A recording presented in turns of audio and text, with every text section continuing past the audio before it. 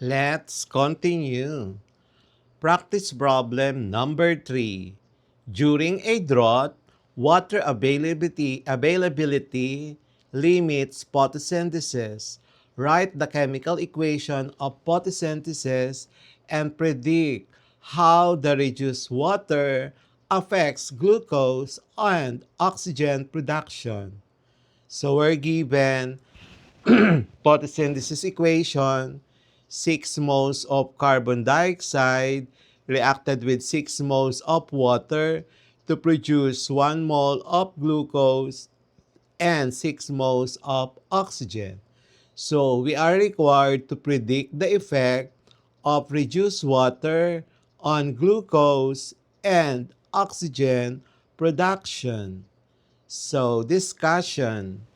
Water is a reactant in photosynthesis and is essential for the light-dependent reaction where it is split to provide electrons and protons and release oxygen. During a drought, the shortage of water limits the light-dependent reaction. As a result, glucose C6H12O6 production decreases because there are fewer electrons and protons available to the Calvin cycle. Oxygen production decreases since less water is being split.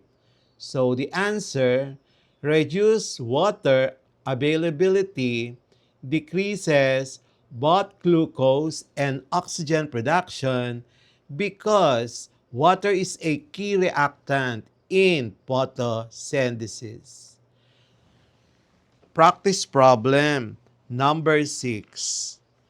Cellular respiration produces carbon dioxide which plants use in photosynthesis.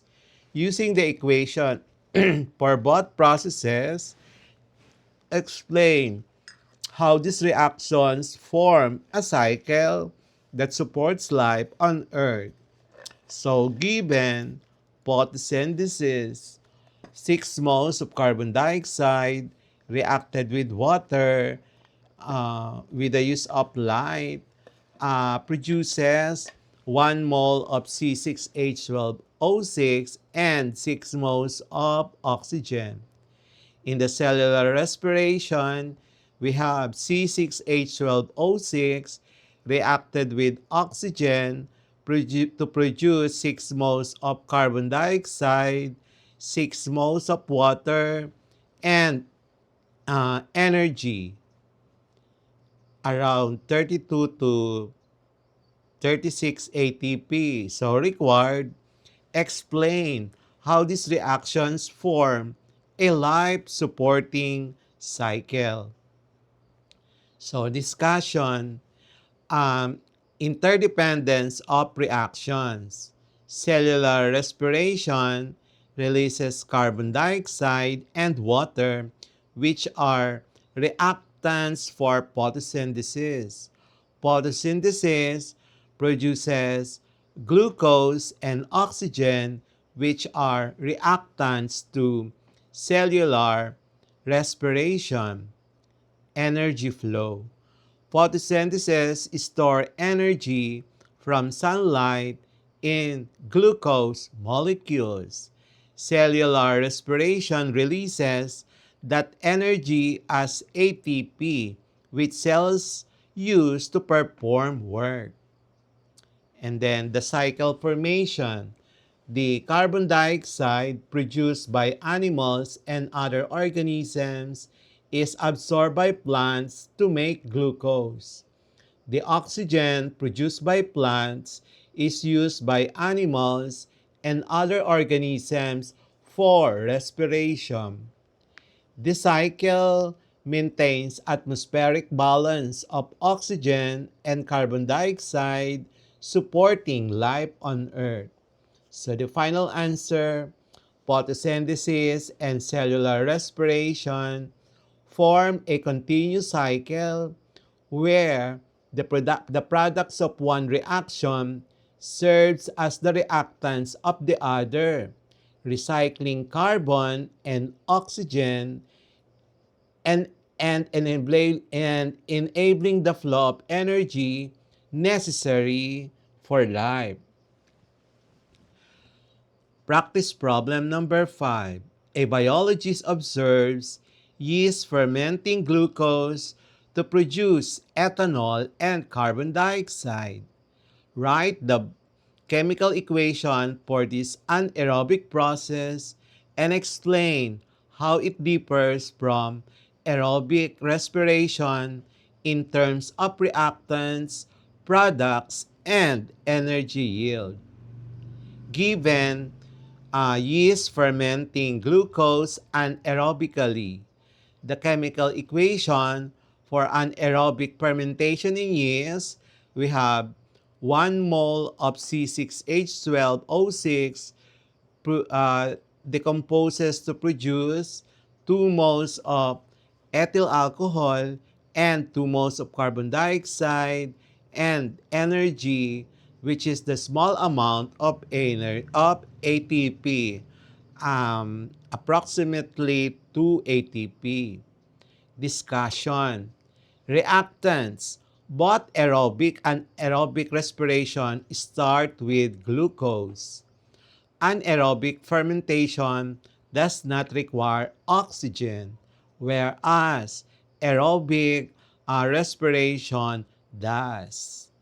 And the products, anaerobic fermentation produces ethanol and carbon dioxide. Aerobic respiration produces carbon dioxide and water. Energy yield. Anaerobic fermentation yields only 2 ATP per glucose molecule. Aerobic respiration yields approximately 36 to 38 ATP per glucose molecule, making it much more efficient. So the answer, final answer, anaerobic fermentation converts glucose into ethanol and carbon dioxide without oxygen, producing much less energy than aerobic respiration, which fully oxidizes glucose to carbon dioxide and water. Practice problems for chemistry lesson number 17, representing biological and environmental processes using chemical equations, photosynthesis, and respiration. Write the balanced chemical equation for photosynthesis. So we're given photosynthesis in plants and then required the balanced chemical equation. So the solution will be 6 moles of carbon dioxide plus 6 moles of water to produce 1 mole of ethyl alcohol and 6 moles of oxygen. This is photosynthesis. So in the reactants, there is a energy coming from the sun, which is light. Number 2, identify the reactants and products in the fermentation photosynthesis. So we're given equation, 6 moles of carbon dioxide reacts with 6 moles of water to produce 1 mole of ethyl alcohol and 6 moles of oxygen. Required reactants and products. So solution, our reactants are carbon dioxide and water. Our products are glucose, C6H12O6, and O2. So those are our final answers. Reactants, carbon dioxide and water. Products, glucose and oxygen. Number 3, write the chemical equation for aerobic respiration. So we're given glucose metabolism with oxygen. So required chemical equation. So solution, um, 1 mole of glucose reacted with 6 moles of oxygen to produce 6 moles of carbon dioxide plus 6 moles of water plus energy.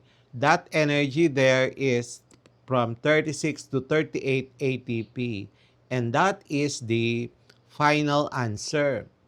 Number 4. Compare the number of carbon atoms in glucose and in carbon dioxide produced during aerobic respiration. So we are given a glucose and the reaction. So 1 mole of C6H12O6 reacted with 6 moles of oxygen to produce 6 moles of carbon dioxide and 6 moles of water. So we are required carbon atom comparison. So solution, glucose has 6 carbon atoms and then 6 carbon dioxide molecule, it has 1 carbon each, and then that is equal to 6 carbons. So the final answer, equal number of carbon atoms, all 6 carbons in glucose are released as carbon dioxide. Practice problem number 5. How many molecules of oxygen are required to completely oxidize 1 mole of glucose in aerobic respiration? Given reaction, 1 mole of glucose reacted with 6 moles of oxygen to produce 6 moles of carbon dioxide and 6 moles of water. We are required to determine the number of oxygen molecules. So solution, from the equation, 6 moles of oxygen molecules react with 1 mole with 1 glucose molecule. So the final answer, 6 molecules of oxygen. Practice problem number 6. Yeast ferments 3 molecules of glucose anaerobically. Write the chemical equation for this process. So we're given fermentation by yeast, required chemical equation. So 1 glucose, you form 2 moles of ethyl alcohol and then 2 moles of carbon dioxide. If we have 3 glucose, then we will have 3 times 2 moles of ethyl alcohol and 2 moles of carbon dioxide. So you will have 6 moles of ethyl alcohol and 6 moles of carbon dioxide. So the final answer, 3 molecules of glucose will produce 6 moles of ethyl alcohol and 6 moles of carbon dioxide. Number 7. Explain the difference in energy yield between aerobic and anaerobic respiration using chemical reaction.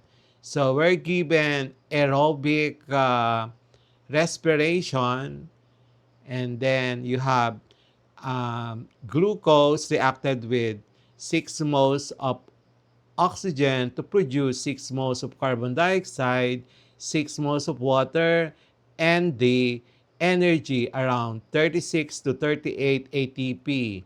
Anaerobic, you have 1 mole of glucose, you produce 2 moles of ethyl alcohol, 2 moles of carbon dioxide, and the small energy to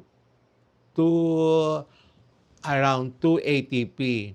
And then required energy yield comparison. So solution, aerobic respiration fully oxidized glucose, so more energy. And then in anaerobic, you have less energy. We will have the Next part of this chemistry lesson, Roman numeral number 6.